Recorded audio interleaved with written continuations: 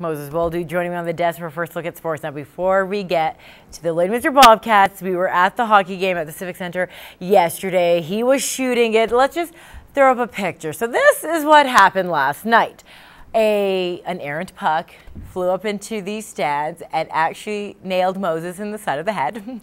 Now you have to remember, we took that picture after the fact. I was actually shooting the game because people were actually saying, so what was he doing there? It's kind of ironic. I'm like, actually, we just took that photo.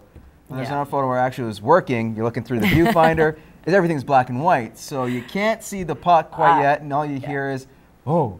And then last second I turned something come, but got grazed. So yeah, you're welcome there, man. I saved and you. He still continued shooting the rest of the hockey game, so you guys can see some highlights. He's a trooper. If you have guys like Austin McDonald who could lose a few chiclets and still play hockey, if you got a couple of guys who got hit from behind and still come back, I think I could shoot a hockey game, so I think I'm in good company. And Bobcats clawing their way back into the series with the Oilbearers. No, speaking of which, of course, it was huge too. Of course, it seemed like they ran out of lives, to be honest with you. Of course, trailing 3-1 to Fort Mac. They got the big OT winner by Tanner Dunkel, forcing the series back to the Civic Center, where over 1,700 that is, were in attendance. Now, before the game, some special guests on hand. The provincial champions, Lloydminster Universal Heat, sporting some hardware and a banner. Congrats on them.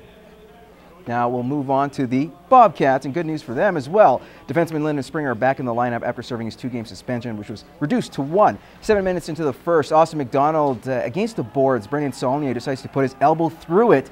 Now Saulnier would get 2 and 10 for the blow to the head. Saulnier telling the refs McDonald ducked, but no dice. And with Saulnier in the box, of course, Warren Broom also joining him. It's a 5-on-3.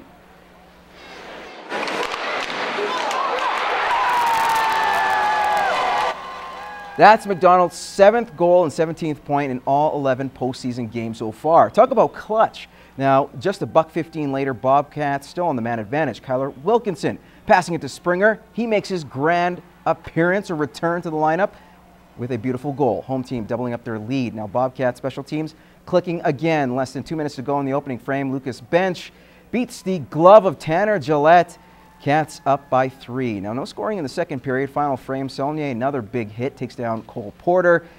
He'd skate off on his own, but you'll look, is going to be a little woozy. There he is, but he stays on his feet or skates. He'll be okay. Saulnier gets 2 for boarding. Some more rough stuff. Adam Wilcox looked a little high. He's a little rough there in terms of the viz. Austin Remchuk goes off to the bench. He would not return, but we can cue the celebration. Christopher Ty and the Cats win 3-0, tying up the series at 3 apiece. Now, what a game, especially for Ty, earning his 2nd shutout of the postseason, making 32 saves. And how big was the return of Linden Springer? Matt Schumont has more from a thrilling Game 6.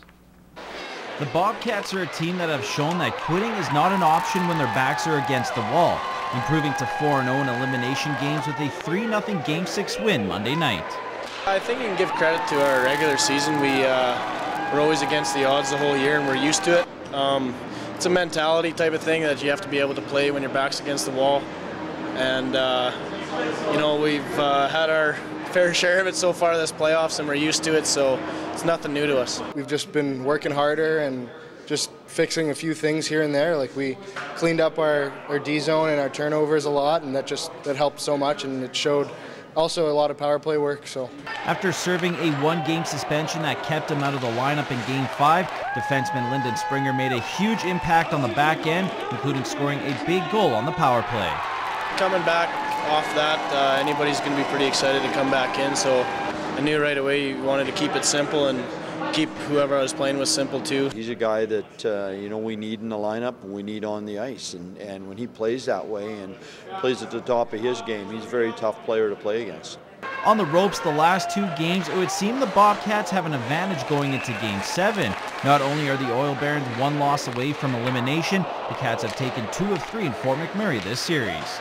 Our guys have responded very, very well, and they haven't been there yet. So this is going to be new to them, and does that give us any sort of an edge? Not necessarily, but the one thing I do know is that we can come off the ropes and we can survive. I don't think they've had anything really hard to work for this year. They've always been up at the top.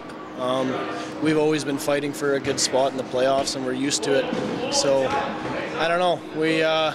you see the true colors in a team when their back's against the wall, and I think I like what we see with us. We want to win. We're going to win. Like, we feel great going into Game 7 over there, and we've done nothing but play well there.